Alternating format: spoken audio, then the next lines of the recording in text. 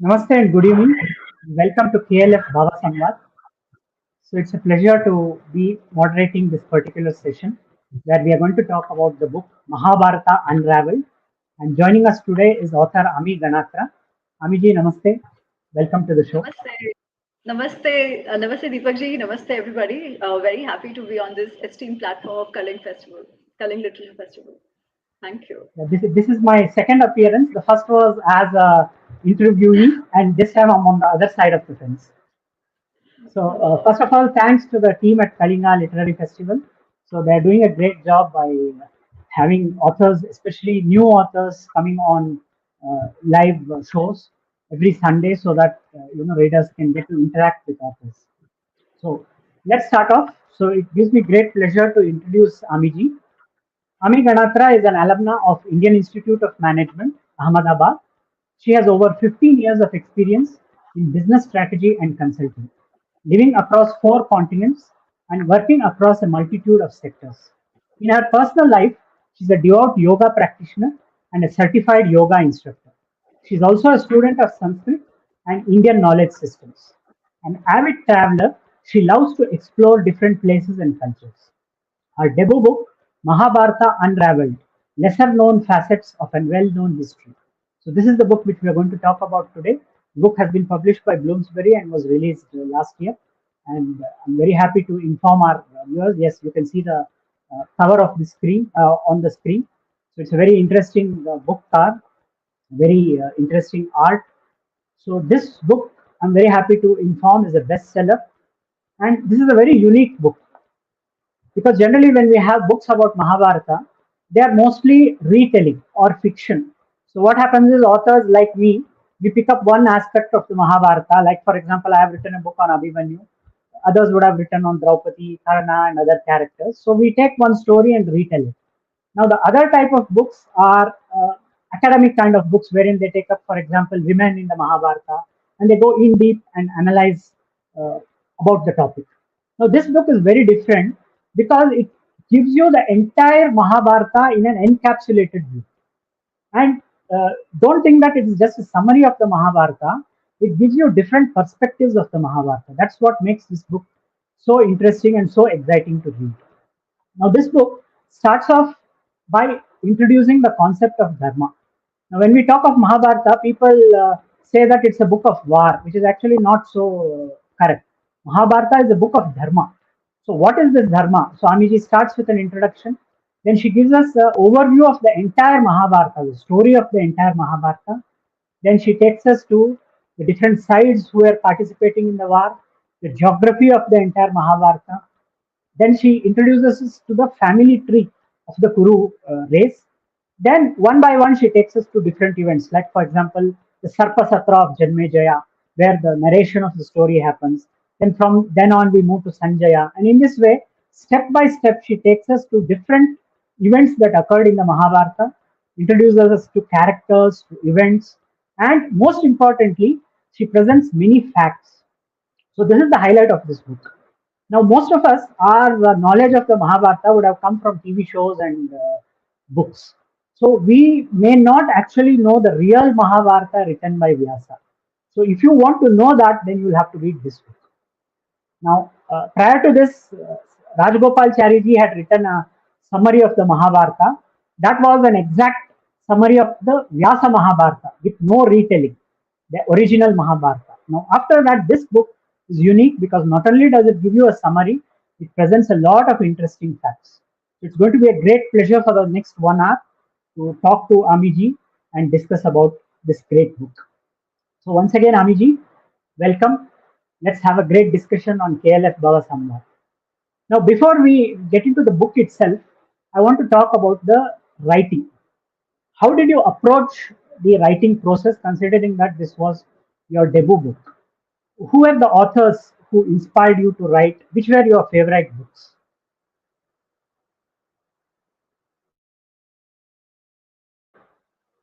You're on mute, Amiji.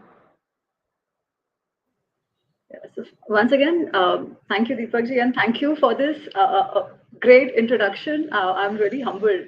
especially coming from somebody who's a Mahabharata expert like you are. So that already is an honor for me to be chatting with you on the book. Um, on the writing process, so I like different kinds of books and different kinds of authors. I have not been reading a lot of fiction in the last few years, but still there are a few books that have stuck with me. One is Avarna by, actually there are two books by S.L. Bhairapaji. One is Avarna and other one is Vangsho Vriksha. So you can see, right, I like things set in historical fiction. I mean, actually, Avarna is not so much fiction. It's not history fiction at all. It's history with some elements of story fiction, right? So it's not even history fictionalized. It's history as is. And the other one is Vangsho Vriksha. It's a beautiful book. I mean, I don't know how much I've cried reading this book because, it's somewhere. I mean, I'm not going to give it away. It's a book of a family about a human story, which I absolutely love. So that's the other one. The third book, which I loved and had a great impact on me, was Deepak MR's So I thought I can talk about these three books. Being different from the books that I spoke about, and it goes. I think somewhere that book made me inquire into what Indian darshan is all about. Why are we Sanatanis in a particular way, right? You could meet a second generation a second generation Indian origin person in US, and it's so easy to connect. Some of the things are going to be very similar wherever the person is born, however they are brought up, right? That is also why, in spite of so many languages, so many practices, so many traditions within Bharatvarsh, which people find very weird. They think that, this is like Europe balkanized and broke up, and everybody's so different. India itself is so many cultures, so many languages, and they can't figure why is India still together? What is it that driving force, right? That ensures we are still together. So that's where the inquiry started. So that's been one of the milestone books in my life. So yeah, these are some of the books which really inspired me and I really loved. Okay, now let's get into the book itself. So this book, like I mentioned, is unique because it gives us a perspective of the Vyasa Mahabharata, not a retelling or not an adapted version. So obviously you will have to refer the Vyasa Mahabharata. Now the problem is we don't know where is the Vyasa Mahabharata, the one which Sri Ganesha has written. So there are many editions which I'm sure you would have referred, and also you would have probably referred to many other books. So how was the research process for this book? How did you approach the research, and which were the various books you referred? How did it all go about? Yeah. So I think the books, the way I chose. I mean, I didn't read Mahabharata to write the book. It was the book just happened. But my study of Mahabharata started because, as you mentioned, there are so many versions, so many retellings, and people are so passionate about Mahabharata in general. We have our favorite characters. We fight over it, and the same thing had happened once upon a time, few years ago, with me and some of my friends. We were discussing and all these questions came up, and it was like every character in Mahabharata can be positioned as good or bad depending on which retelling you hear. Yeah. And then you're like, what was really Ved Vyasji trying to tell us? It's that everything is gray. There is no system. Everybody can be whatever. So what are these characters really? Yeah. So this was a question which I had in my mind. And I'm like, I need to find an answer to this. Now, an answer to this, again, if I go back to retellings, I will know only that part, right? So then I said, Chalo, let's go back to the original source. I did not want to read a translation, the direct translation, because again, that also comes with some bias which the author might have had, right? Now, and at that time, I was learning Sanskrit. So I said, Chalo, at least go back to something that has Sanskrit shlokas, and then also some translation of it, which is in some Indian language, not English. So that's why then I picked Gita Press Mahabharat, the Sanskrit Hindi translation that they have. Yeah, so I picked that one. Now, when I started reading it, I was really not thinking about writing a book or anything, and I had very little knowledge of this critical edition and all of it. So the the research started with Gita Press Sanskrit Hindi translation, and um, while I was even reading that book, there were so many of these aha moments, yeah. And because it had Sanskrit shloka, I could trust that I had the faith that at least this is as close as it could be. And while I'm not a Sanskrit pandit, so to say, I cannot claim any expertise. However, I have that much understanding that if the translation, if I read the shlok and the translation is not making sense, that I can figure. Yeah. So then I can go back and understand the shloka properly and stuff. So that was also the process I wanted to go through. And then, of course, then I got a lot of these aha moments, as I said, and I said, Acha, chalo, now it's making sense. Finally, what Vedvyas is telling us, why the characters are what the way they are. Why is Yudhishthir Dharmaraj? Why is Karna treated the way he's treated and all of that? It all just fell into place. Yeah. And then when the book project came up, that's when I started doing more research, because this is the thing, right? Gita Press was one edition. There could be others even within Ved Vyas's Mahabharata from different words. And that's when, I figured there are different, because then we have KM Ganguly, which is the English version. Then we have the critical edition, which has been translated by Vivek Dabroyji. So at that point, then I said, "Achha, chalo, let's go back to all that we have and do at least high level comparison of what the different versions say." So while Gita Press continues to be my base reference, I then compared it with KM Ganguly, the English translation of KM Ganguly, as well as Critical Edition. So Critical Edition was essentially to see what is it that is in Gita Press, which is not in the critical version. So as and when I thought it was important, and I was making a point which was there in Gita Press but not in Critical Edition, I've tried to call it out. Or some places where I thought the critical edition was making a lot more sense and consistent, I used that incident from there itself. So that's how then the process went. So these were the three really the reference books that I used, but Gita Press continues to be the key reference. That's how I went about with the Mahabharata reference research. Apart from the actual Mahabharata editions itself, which were the other books about the Mahabharata that probably you referred, or in general which you like and which in some way influenced you to write this book? Um, there is one. It's not a so there is this book by V.S. Suktankarji. It's not really a book. It is a collection of his lectures. Yeah, on Mahabharata. I forget the name. So this book again is, so it is a collection of 4 lectures of his, and in fact, in the fourth lecture, he couldn't even give the fourth lecture. He passed away before that. And who is, for the audience, who is V.S. Suktankarji? So the critical edition of Mahabharata, the editor of the critical edition of Mahabharata, the research undertaken by Bhandarkar, the project undertaken by Bhandarkar Oriental Research Institute, that one which was headed, and the key editor of that was V.S. Suktankarji. And he has written this book on the meaning of Mahabharata. As I said, these are a collection of his lectures, where he then goes into, this whole process of writing, yes, but also what Mahabharata means at different levels. Yeah. What does it mean at a Vyavharik level? What does it mean at a spiritual level? It's a fabulous work to read. And again, वो कहते हैं ना कि दिमाग के ताले खुल जाते हैं. It is one of those books. Once you read on the meaning of Mahabharata, you cannot not go back and read the original. Yeah, you cannot go back. You have to. It's one of those things. So it's a small one. I think it's 120 pages or something like that. But if somebody wants to read and get the essence of the entire text, I think that's one of the books which I think should be read. Since we are talking about the different editions of the Mahabharata, so like you yourself said, there are so many differences in the editions. So probably that has given rise to many myths about the Mahabharata. So this is something which is a topic which I am also fond of. And you have covered all the myths related to the Mahabharata in your book. For example, you start with the myths related to Draupadi.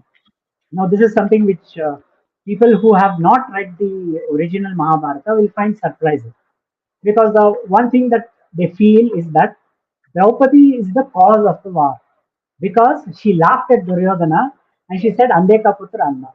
So that was, of course, a very cruel comment to make, to mock at physical disability. So yes, she's the one to blame. So that's the story that everyone knows thanks to the TV shows and of course other books and so on. But the surprising fact is that this never happened in the Mahabharata. She was not even there at the time when Duryodhana slipped and fell into the water and had all his misadventures in the hall of illusions. So this is something people would not know about. Now, if they read your book, they'll come to know about that. And this is not the only myth. There are so many other things. Like there's another myth which Actually, says that. Deepakji, on that, I'll mention that, when we say versions of Mahabharata, I must reiterate here and re-emphasize, if I can, that in the actual versions, different versions of Mahabharata, as I said, K.M. Ganguly or Critical Edition or the Southern Recension or be it, Gita Press, it's not there anywhere. It is not in any of this, yeah. So it comes from the retellings and the reimaginations only. It's not as if it was in one version and the other version said, other edition said, chalo, drop this. It was not that. Actual Mahabharat, wherever it comes from, whichever part of India, does not have this incident at all. Like many other myths, actually. Yeah. So, and the other myth also that you have spoken about is the one related to the Swayamvara, wherein she says, I'm not going to marry Karna because he is the son of a Suta. So that, like you said, there are some discrepancies in some editions. But In when that, we generally what we do when we find such discrepancies, we look at the critical edition and try and use that to resolve the discrepancy. Now, the critical edition does not have this. So, in this way, there are many myths. Like, for example, there's a story that Draupadi was literally bloodthirsty. She wanted Dushasana's blood to be used to comb her hair. There's even a story that Bhima pulled out his intestine and used it to tie her hair like a hairband. So, oh my all God, this these is not heard. so all these myths are there about the Mahabharata, and in your book you have presented all the myths and the real facts. Now, while researching about the myths, while writing about the myths, was there something that really startled you, that took you by surprise while writing and said that yes, I've got to write about this? I think one is Draupadi and the other one was Karn. Yeah, I have to say it was almost disillusioning, if I can say that. Yeah, because we are used to seeing Karn in a specific light, be it the serial, be it the narrative around him, and be it some of the great poets and authors that I've really looked up to, say Ramdhari Singh Dinkar. Right? So if you read Rashmi Rathi, all of that. So what? Not just them. Even if you hear kathavachaks who talk about Indian shastras and stuff, they also tend to glorify Karn as a personality, and it's almost as if this person was really mistreated. Of course, he had some issues, but he was mistreated because of the society. He got the raw end of the deal and stuff. And then when you read Mahabharat, you're almost like, is this a different character that I have not known? Yeah. How is it that a character who is so full of hatred and insecurity, to the extent that there is and there is this whole angle also where people actually talk about a love affair of Karna and Draupadi, that they were attracted to each other and those kinds of things. And you read Mahabharata and you realize he's the only person in the entire Mahabharata who calls Draupadi a Vesha. Nobody else has said that, not even Duryodhan. Yeah. And he is the one who provokes the whole Vastraharan episode as well. At every point, he's taken a wrong decision. At every single point in his life, whenever he had to choose between one and the other, he chose the wrong path. And you're like, wow, how would this character become so huge? And Deepakji, I have to say, I did not start off because I did not like Karna. In fact, he was always one of those characters who was fascinating and very mysterious, and who had that charm. You have to ride like the underdog, right? He was that kind of a character. And now, I mean, after the book has come out and talks have happened and people have asked about Karna and I've spoken about him, it's it's quite interesting. I think I get the most brickbats talking about Karna, because even today people think that I have an agenda against Karna, and I'm like, why, right? Like, why would I have an agenda against anybody? So it's so difficult to digest, or rather, even to make peace with the differing persona of Karna in Mahabharata and in real life. So if I say, if even for that one character debunking, if I had to write, I would have written, because then, and it's not just about knowing, or rather debunking the character, but the lesson it leaves with us is that there is no running away from karma phala. And whatever happens to you, that seed is in what you do. There is, in the larger scheme of things, in the dharmic worldview, it will always be justice. So if you are being dealt a raw hand, or a raw deal, or as we see, as we analyze Karna's character, it is because he did something which led to his downfall. Yeah, it was not the dunya around. It is the individual who decides whether he rises or whether he falls. Like, we hear in Gita as well, Uddharet Atmana Atmanam, Na Atmanam Avsadiyet, Atma hi Atma Ripu and Atma hi Atma Mitra. So you are your friend and you are your enemy. So whatever happens to you, it is basically you. You can't blame the entire world around it. And to even get this message, I think understanding Karna's character is very, very important. Because somewhere we all have those kinds of traits, those insecurities, that kind of ego, right? Wanting what we don't have, or rather what we don't have even the adhikar for. And I mean, I should basically stop here. But the idea is that was one character which was completely off from what I thought. The other one, Draupadi, we already discussed. But the other one, I think, which was very humbling to understand, was Yudhishthira's character. Yeah. Again, Yudhishthira's character in popular perception is, people don't like him. If you take a general poll, and if you The say, gambler. yeah, like, who would like Yudhishthir? Again, so many Kathavachaks and everybody, even when they talk about Yudhishthir, they'd be like, Arey, what he did was wrong, right? He staked away his wife. He did not make the right decisions. He was always not willing to fight. All these things they have against Yudhishthir. They would talk about Yudhishthir, but Mahabharat calls him Dharmaraj, right? Now, why will Rishi Vedvyas give somebody an appellation of Dharmaraj when he's actually not, when our common understanding also does not give him that position, right? Not even respect for that matter. He's considered one of the lowest when it comes to liking. Yeah.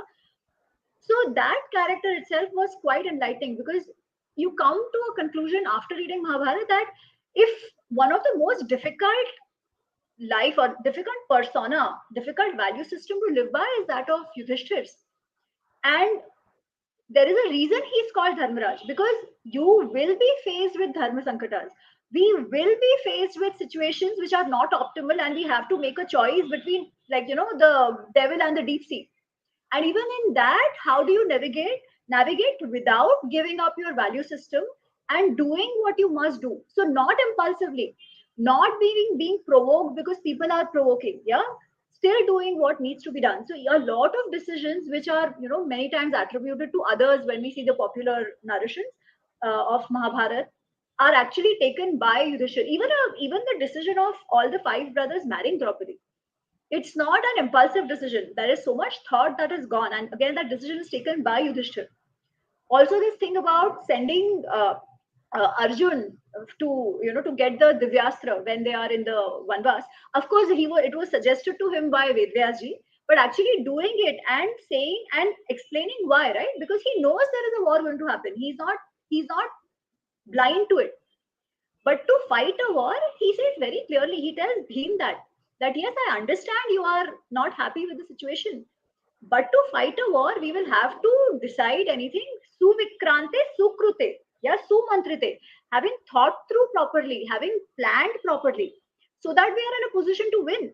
Right now, we may go and fight, but don't forget, one, we had the Ratsuya Yagna, so we had defeated a lot of kings, right? They are going to be supporting Duryodhan, one. Second, who we think are in our favor, be it Bhishma Pitama or whoever, they are also not going to be with us. They are going to be with Duryodhan. So are we positioned well enough to go and fight and win this war? We are not at this point. So let's become that before we go and fight, right? So even Yudhishthir's character, of course, there are times when he becomes weak and even emotionally he needs to be supported and all that, but that's human. But that character also was very humbling for me to know. Of course, every character in Mahabharata is like that. The more you read about it, Kunti's character, fabulous. Yeah, Vidur's character, Krishna himself. Again, uh, I think just based on Mahabharata, it's a travesty to see that people position Krishna as somebody who's always doing chal kapat and does not care about any means to get to his end. So only end matters, and he can do anything to get to that end. That is the image of Krishna we have. Again, not true. Yeah, Krishna is not like that. He's not so irresponsible that to just get an outcome he'll do what needs to be done. It is all based on dharma, as you began this session, right? And you said Mahabharata is not a book of war; it is a book on dharma. So that is the lesson we have to take, and every action of Krishna is based, established in dharma. His understanding of dharma is unmatched, and that is why he is Yogeshwar. Yeah, it is not because he is doing chalkapat. No, there is no chalkapat. It is all very clear why he is doing what he is doing. And to understand that is the key of Mahabharata. That will then allow us to live our lives and manage our dharma sankats properly. So, yeah, I think I ended up talking about every character. So, every character was fascinating. No, that was needed because it's so fascinating. That's in fact the most fascinating part of the Mahabharata. And it shows in the fact that there are Karna versus Arjuna wars going on even today. For example, if you go to Facebook, you have many pages there, and especially on websites like Quora. So you have Karna and Arjuna fans going at each other's throat. So each of them say, "My hero is great. My hero is great." So I think it's a tribute to Vyasa that the presentation of the characters is in such a way that people are fascinated about it even today. Even today, we can take each character and discuss about them for hours together. That's the beauty of the Absolutely. Mahabharata. Absolutely. I think that's what you have tried to present. So I'm sure it would have been a very difficult task to present that. So that brings me to the next question. Which chapter or which part of the book was most challenging to write as an author? I think there were two areas which I had to sit down and think through how to go about. Yeah, the first one was itself. I mean, Mahabharata is so huge. How and I wanted to capture the essence of Mahabharata without making it an abridged version, making it easy to read, having chapters which could be standalone in their own way, while ensuring that the message is not lost and ensuring that the key characters, the key myths that we have about characters are clarified. Yeah. So in Mahabharata, there are lots of discourses as well, right? We have Anushasan Parva, Shanti Parva, Vidur Niti, all of that. So then I had to decide that what is it that I really want to talk about. So then I took a call and I said, okay, courses wherever needed, I'll do a summary of it in short, but let that not be the focus of the book. So that was the first thing which I had to sit down and really decide what is it that I want to show of this huge ocean of huge mine of work we have in Mahabharata. The other was even more tricky, and I think I have not really resolved it completely, and that shows a little bit in the book as well. I wanted every chapter to be, I wanted that the readers should be able to read every chapter standalone. Yeah. So if I go back and read, say, The Marriage That Tied, the chapter on Draupadi, they should be able to capture the essence of Draupadi from that chapter. Yeah. But what happens in the process is that every character is interlinked with the other. So if I talk about the Draupadi, and when I talk about Karn, again the Vastraharan episode has to come. So my biggest struggle was how to ensure that the chapters can be standalone while making the repetition as less as possible. Yeah. But still I know that I could not repeat because I still had to ensure the complete character was there. So then it was a conscious call I made that chalo chalega thoda repetition, but the idea was that this book can be used or should be used. That's my hope and my intention, and Krishna willing, hopefully we'll get there, that it can be used as a reference book. So once you read the whole book, but going forward, if somebody wants to just go back and refer, they should be able to pick a chapter, read through, and get a sense of what that character or that story is all about.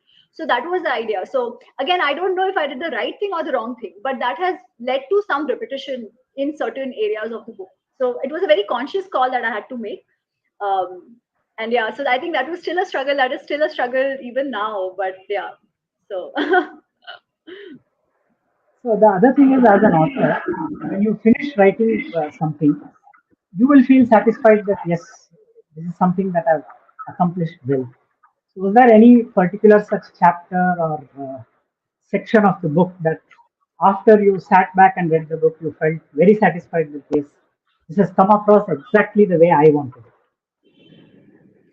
I think the two chapters, I mean, I think I was happy with most. most of those chapters, because if I wouldn't have been happy, I would still keep reworking on it. Yeah, it had to be good, because I had not written anything before. I am not a trained author, so there was already a bit of a fear. कि अरे, एक तो why will लोग पढ़ेंगे क्यों? So when Praveen Tiwari ji had reached out to me and he said, why don't you think of writing a book on Mahabharata? And I'm like, चलो मैं लिख तो दूं, but लोग पढ़ेंगे क्यों और मेरी book क्यों पढ़ेंगे? I'm a nobody. So that fear was always there, that now if I have been given this huge a project, Krishna willing, it has come my way, then I have to ensure that at least I am completely satisfied with whatever comes out. So I think that was there. That said, I think there are actually, two chapters which I really like. If I have to go back and if I have to decide, one is the comparison of friendship between Krishna Arjun, the friendship of doom, and the other one is the friendship of Karna Duryodhan, the friendship of doom, and of Krishna Arjun, the friendship that groomed. I think those two, I would say they were, for me, they were also the highlight, because they it was not as if I had decided in my mind that this is how it should look, but as things progressed, they took a life of their own. So I think those two chapters are closer to my heart than maybe others. But I think all of them, uh, now if I think back, I don't really have a preference, so to say, but these two probably most. Yeah. Now, since your book is a summary of the entire Mahabharata, so there's something slightly different I would like to ask you. Now, let's say you meet someone who does not know much about the Mahabharata but is interested to know. For example, a foreigner. Uh, he or she has heard about the Mahabharata but doesn't know much. And they want to know from you what is the Mahabharata in brief, like let's say in one paragraph, something like a 1 minute elevator pitch, something like that. How would you Hmm. summarize the Mahabharata so that someone gets the entire essence of the Mahabharata? So I would say that Mahabharata is a story revolving around a royal family which has these two factions, which is Kauravas and Pandavas, and it is a conflict on on ownership of the kingdom. That's the story, but the underlying theme of that story is very different, and the underlying theme of the story is then for us to see that how every character is resolving his or her ethical dilemmas that they are faced with. So, through the story of this family warring over their kingdom, what we learn is how each and everybody resolves or makes decisions in their life, and what implications do these decisions have on themselves as well as the society around them. That is to me the key of Mahabharata. And if I have more time, I will also maybe underline the concept of dharma and say why it is not just any other war, why we call it the Dharma Yuddha. And then maybe go on to say what is this whole overarching principle of dharma, which is what we talk It is about only doing ensuring at the peace. right time. Maybe you could talk a bit about Dharma. What essentially is Dharma, and why is it that Mahabharata is called the book of Dharma? So, dharma, as the definition goes, and the explanation itself comes multiple times in Mahabharata. Yeah? The word dharma itself comes multiple times in Mahabharata. We've heard this, right? Yato dharma tato jaya. Yato dharmo rakshati rakshita. Dharyate iti dharma. Dharanat dharmiti yahu. So all this, we keep hearing about dharma, dharma, dharma. Yeah.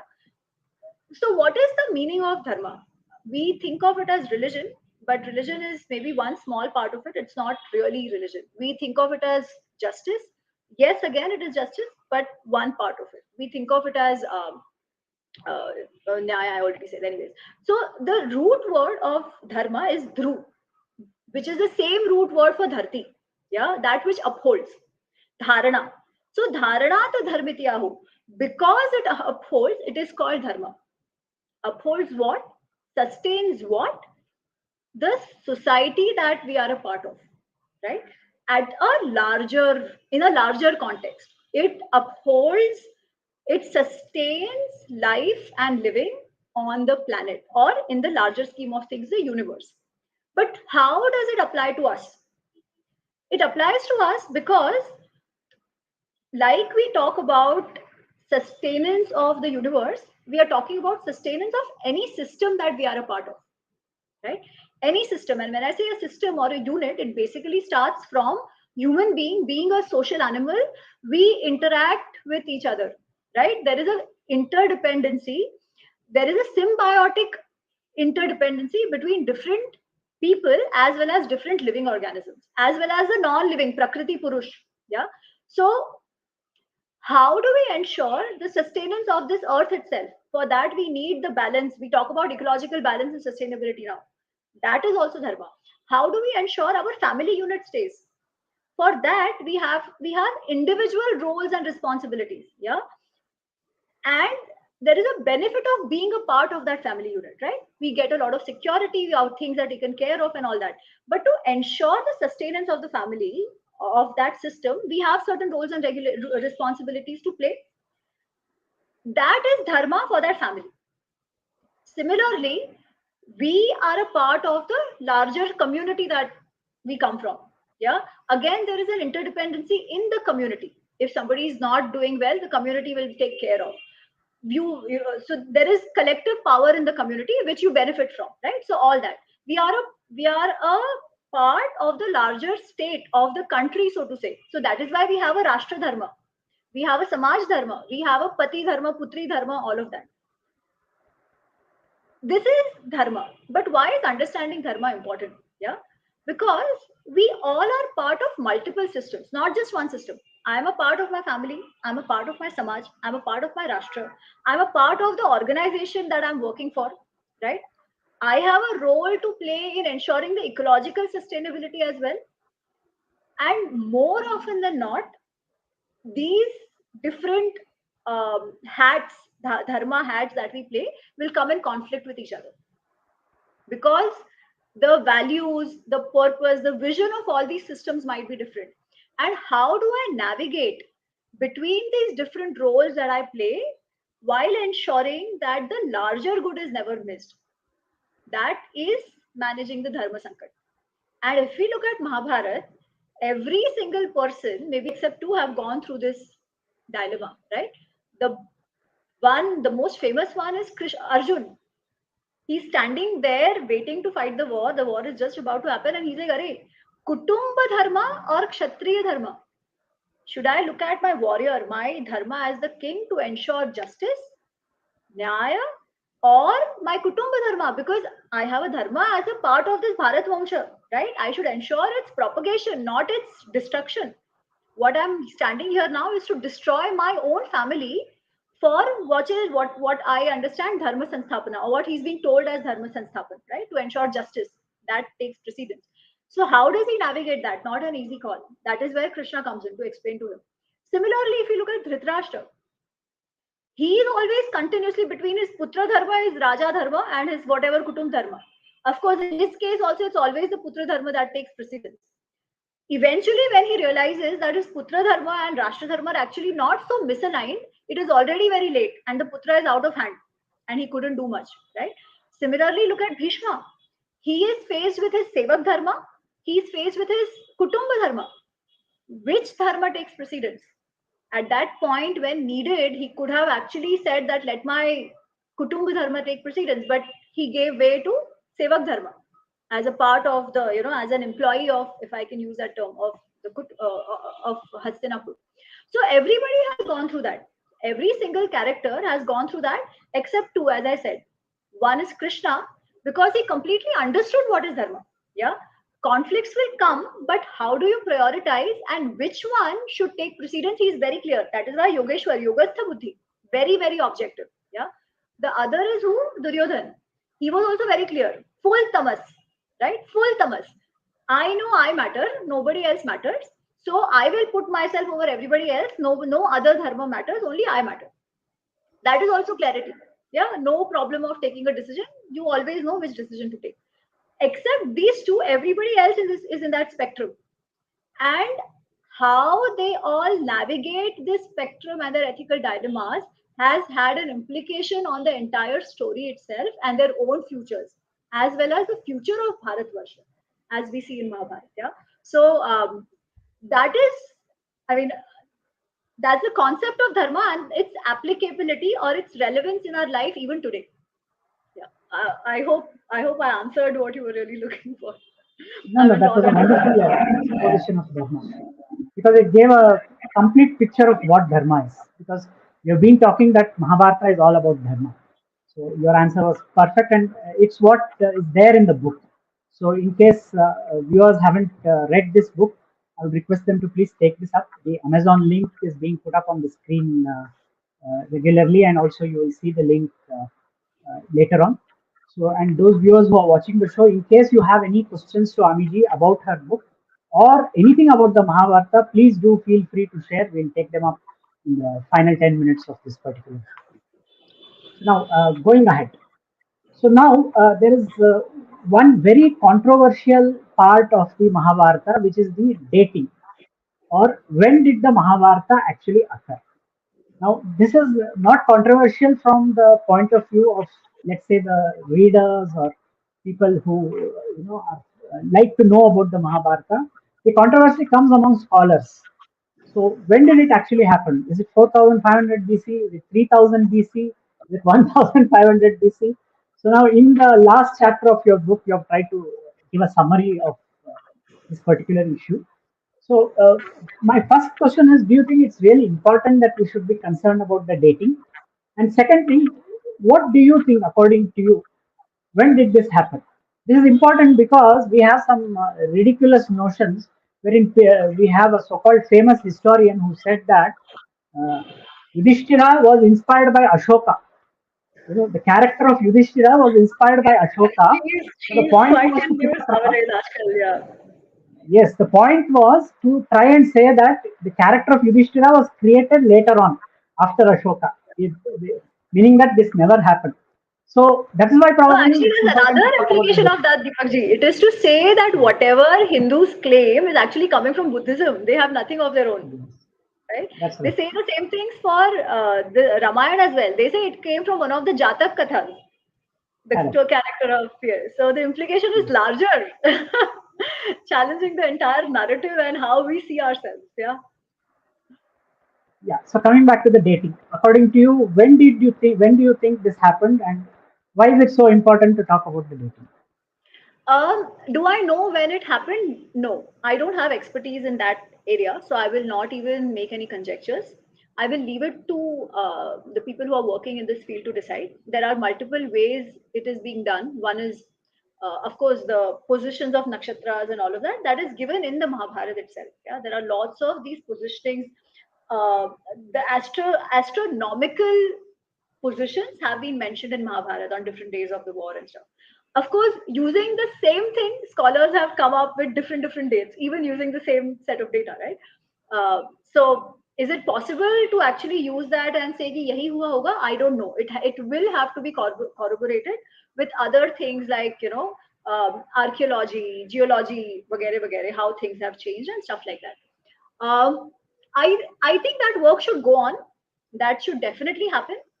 From a personal point of view, does it matter to me if I know the date or not?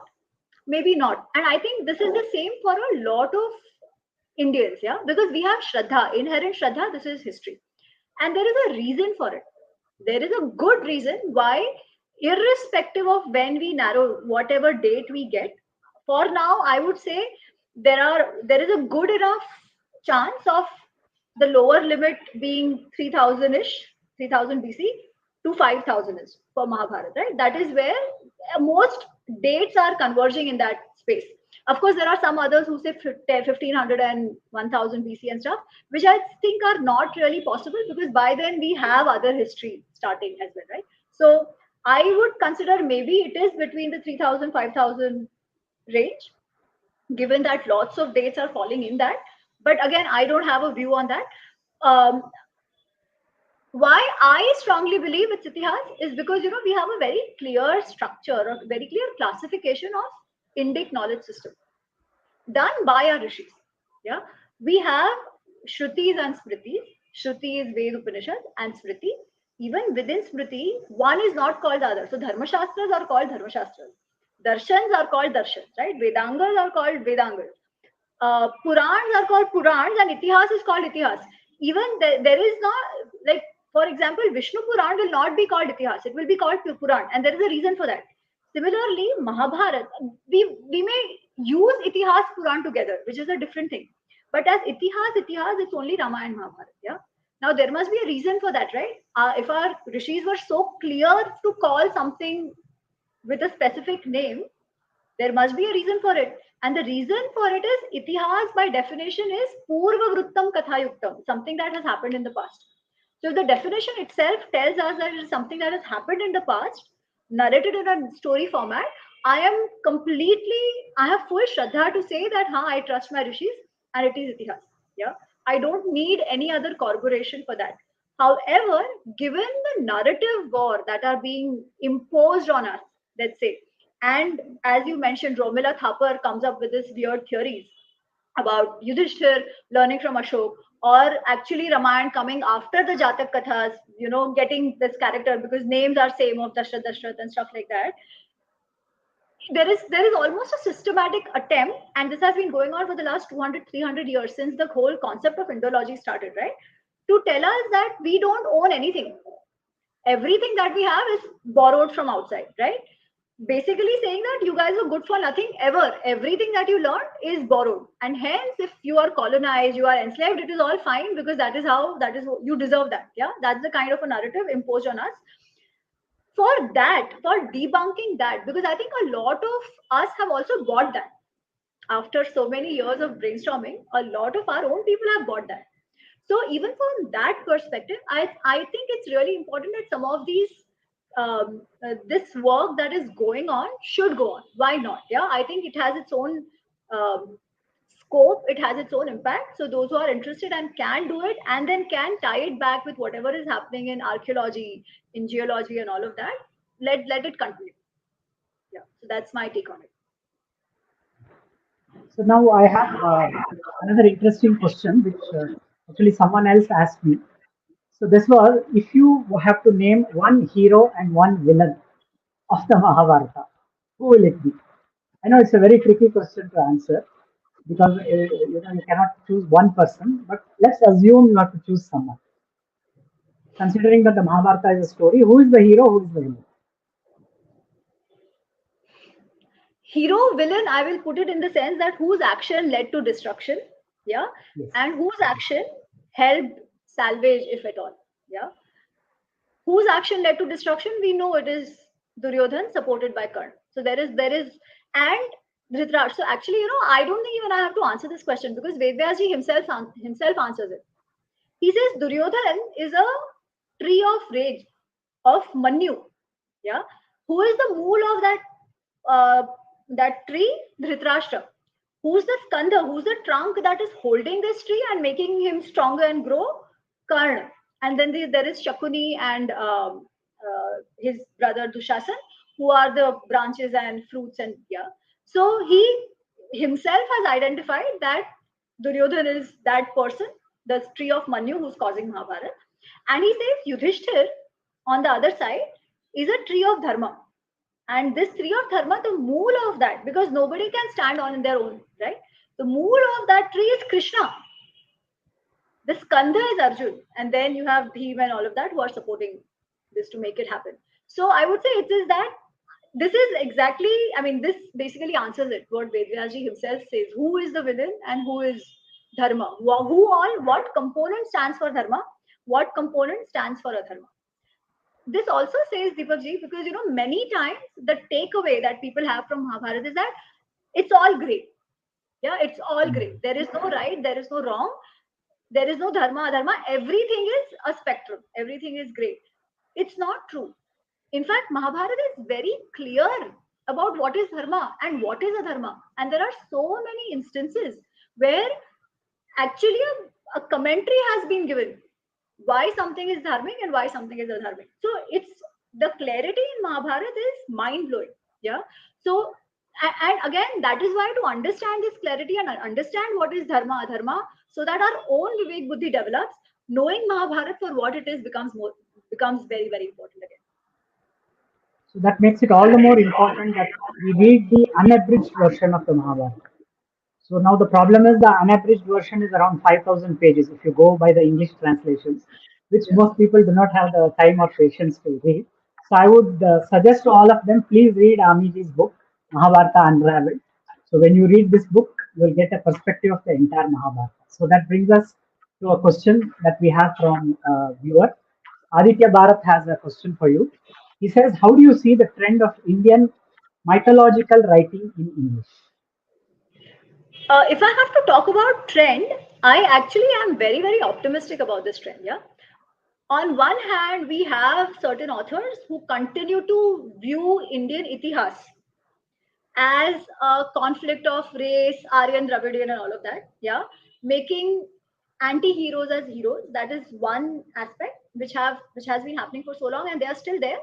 But on the other hand, the emergence of authors like Deepak ji himself, right, Sai Swarupaji, who are, while being complete true to the essence, to the gist of our itihas, of our Purans, are value adding to those characters and creating mythological fiction category, so to say, which is very Indic and rooted in our Indic dharma. Yeah, so I am very, very positive about it, and we see a lot more such authors coming up, right? And devouring their books people devouring their books, people wanting that content. So we see that also happening. So I'm very, very optimistic about the trend of Indian mythological writing. And I did not object to the word mythology, so to say, because I'm talking about the fiction that is being written, which is in the name of itihas. Yeah. So this is, so not objecting to it, because I know somebody you say कि अच्छा ये mythological नहीं इतिहास होना चाहिए, but itihas would then be history, writing about history as it is. Mythology में we'll have kathas added to it.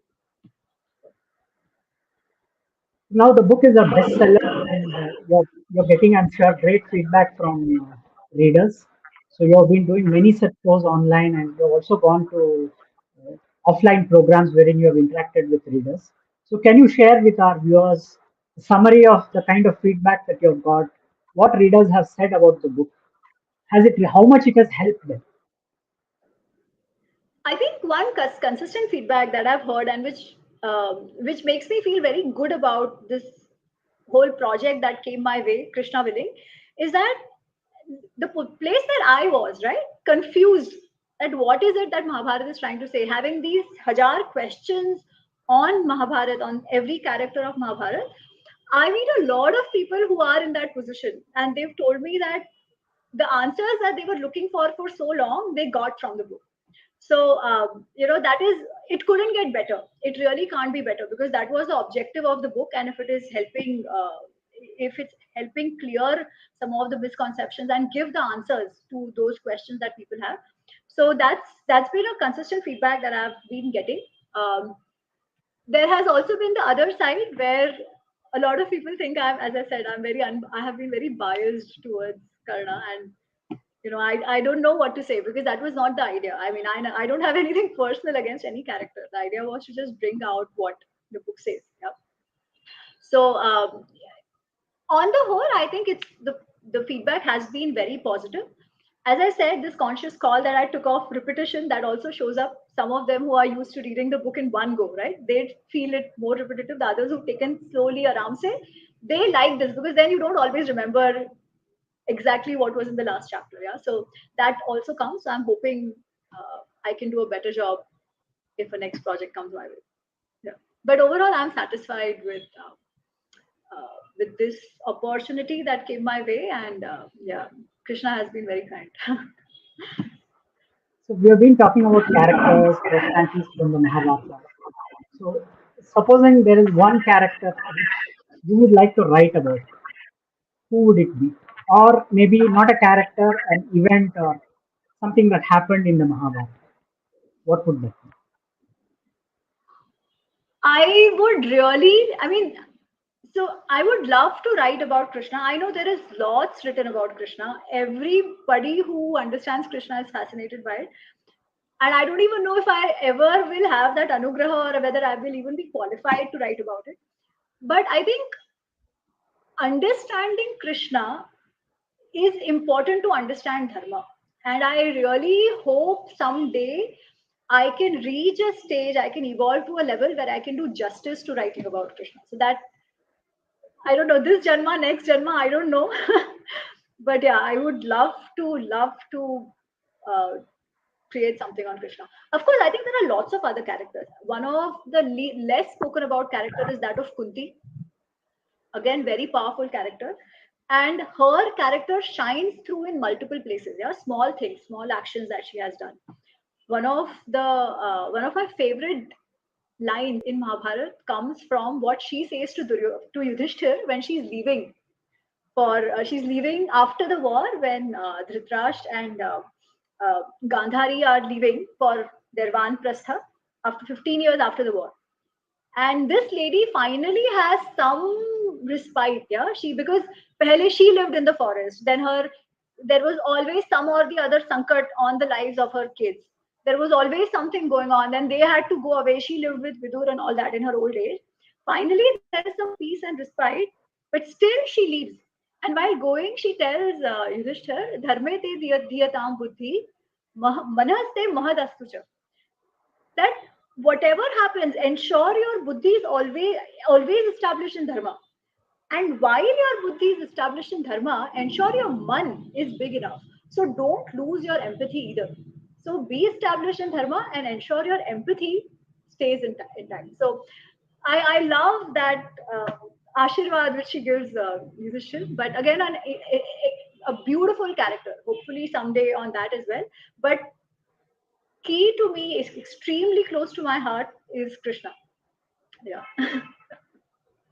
So that brings us to the next question, which is that now that you have completed Mahabharata Unraveled, so and we have had a great discussion, and we would like to have more such discussions, in which case we'll have to write more. So, is there any project you are working on or planning to work on, and would you like to talk about it? Yeah, I think now I can, because I know for sure the second book will come out. It's the editing is almost complete. After Mahabharata, it had to be Ramayana. So that is the next project. Uh, Similar but different. Yeah, so it will be on based on Valmiki Ramayana, and trying to bring out aspects. Because the difference in Ramayana and Mahabharata is that one, Ramayana is not that huge. Yeah, it's one fourth, if I can, the size of Mahabharata, if I can say that. And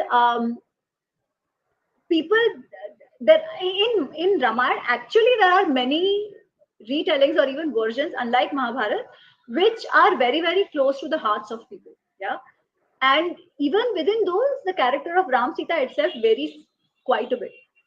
So and also it's not so much about debunking myths in that, as it is about bringing out aspects which I found very fascinating spoken of. Yeah? So it'll be on similar lines, but yeah, that's the next one. Hopefully, will come out soon with the ashirwad of everybody. So we'll definitely be looking forward to that book, so that we can have another discussion in the near future. So thank you, Amiji, for joining us today. And once again, thanks to Kalinga Literary Festival for giving the forum to authors, so that we talk about new books, new exciting ideas in the world of literature. So Amiji, thank you so much for being here with us. We had a great session. So I'm sure our viewers would have enjoyed it. So thank you very much for joining in, and thank you to all our viewers. Namaste. Thank you, everybody.